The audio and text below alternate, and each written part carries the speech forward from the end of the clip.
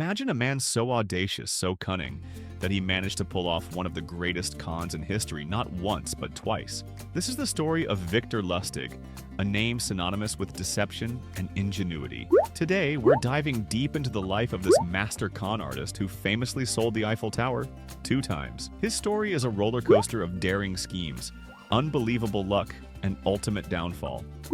As we unravel the details of how he pulled off such a bold scam, you'll see how he managed to stay one step ahead of the law, using his charm, wit, and a knack for understanding human greed. Stick around, because this story is going to reveal just how far one man was willing to go to con his way into infamy. Our story begins in 1925 Paris, a city alive with excitement and innovation, yet still reeling from the aftershocks of World War I. The Eiffel Tower, an iconic structure completed in 1889 for the World's Fair, stood tall in the heart of Paris. Despite its global fame, the tower was facing maintenance issues and rumors had begun to circulate that it might not last much longer. Enter Viktor Lustig, a man who saw an opportunity amidst the chaos. Born in Austria-Hungary, Lustig was no stranger to the art of deception. Over the years, he had perfected his skills as a con man, drifting across Europe and America, engaging in various schemes.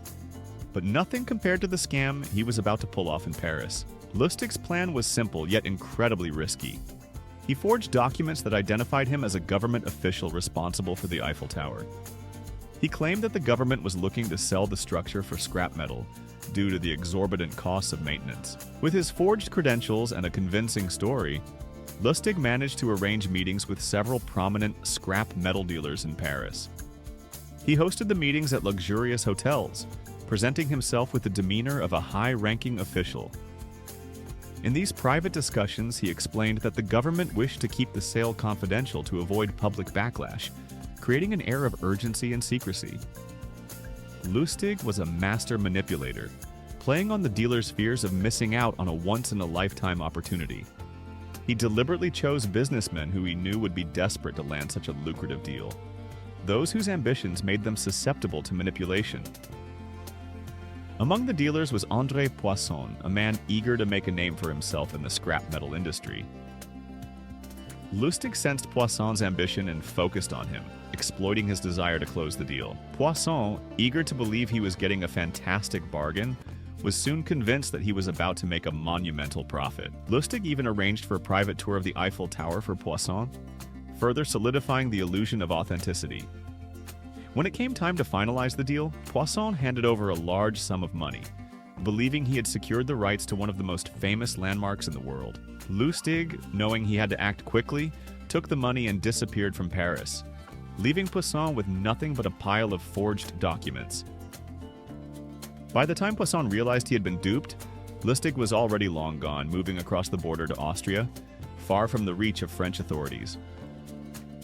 What makes this story even more fascinating is that Poisson, humiliated by the scam, chose not to report the crime to the police, fearing that the scandal would ruin his business reputation. This allowed Lustig to remain undetected and free to continue his criminal exploits. Incredibly, Lustig returned to Paris a few months later to pull off the same con once more.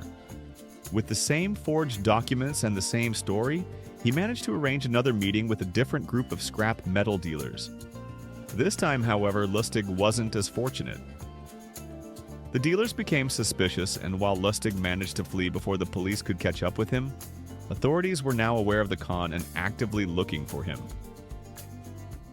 Despite narrowly escaping arrest in Paris, Lustig's reputation was growing, and he continued to scheme across Europe and the United States, devising new ways to cheat people out of their money. One of his most infamous cons in America involved what became known as the money box or the Romanian box. Lustig claimed that this small, ornate box could duplicate currency. By inserting a banknote into the box, he would tell his victims it would take 6 hours to produce an exact copy. To demonstrate, Lustig would place a $100 bill inside, wait for the requisite time, and then produce 2 identical bills. What his victims didn't know was that the box was rigged. Lustig had already preloaded genuine notes inside to make the trick work.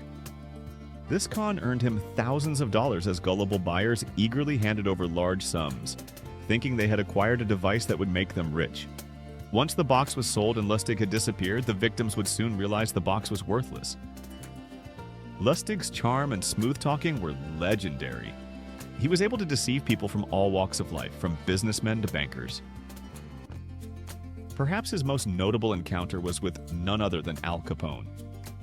Lustig managed to convince Capone, America's most feared gangster, to invest $50,000 in a scam. But Lustig, knowing the risks of crossing someone like Capone, returned the money after a few months, claiming that the deal had fallen through. Capone, impressed by Lustig's apparent honesty, rewarded him with $5,000, a sum Lustig had counted on from the beginning. It was a bold move, and it highlighted just how confident and calculating Lustig was. However, no con artist can run forever. By the 1930s, Lustig's luck began to run out. The FBI was starting to catch on to his various schemes, and in 1935, he was finally arrested in New York. Despite his numerous aliases and slippery tactics, authorities had gathered enough evidence to convict him on charges of counterfeiting. During his trial, Lustig remained calm and composed, still exuding the charm that had allowed him to fool so many. He was sentenced to 20 years in Alcatraz, one of the most notorious prisons in the United States. Even in prison, Lustig tried to escape, but he was caught and spent the rest of his life behind bars until he died in 1947 from pneumonia. The story of Viktor Lustig is a testament to human ingenuity, but it is also a warning about the dangers of unchecked ambition and greed. Lustig was a man who used his intelligence and charisma not for good, but to deceive and exploit others. He had the ability to understand human nature and use it to his advantage, tricking people into believing in something that was too good to be true. His scams relied on the fundamental flaw of greed, the idea that one could get something for nothing, a shortcut to wealth without hard work. It's a classic con, and even today, people fall victim to similar schemes, showing just how timeless Lustig's methods were. Reflecting on Lustig's career, it's easy to see why his story has been immortalized as one of the greatest con artists in history. He didn't just forge documents or lie, he created elaborate illusions that made people believe in something impossible. His boldness in selling the Eiffel Tower not once but twice is almost unbelievable, yet it happened. It takes a certain kind of person to pull off such a daring con, and Lustig was that person. But his life also serves as a reminder of the inevitable consequences of a life built on lies and deception. The man who once charmed his way through Europe and America, fooling businessmen, gangsters, and even government officials, ended up alone in a prison cell, his legacy a mixture of fascination and caution. Lustig's story may seem like a relic of the past, but it echoes into the present day, reminding us that even the most brilliant cons have a way of catching up with you. His ability to manipulate and deceive was his greatest asset, but it was also his downfall. As we conclude this incredible story of deceit, think about the lessons we can take away. It's easy to get caught up in the allure of fast success and easy money, but there's always a cost. For Viktor Lustig, that cost was his freedom, his life, and ultimately his legacy. He remains a figure of intrigue and caution, a symbol of how far someone will go to achieve wealth without earning it. His story reminds us that if something sounds too good to be true, it probably is. If you found this story as fascinating as we did, make sure to subscribe for more captivating tales of true crime and historical cons. We'll continue to bring you more stories that reveal the darker side of ambition and the people who dared to gamble everything for a shot at fortune. Thanks for watching, and until next time, be careful out there.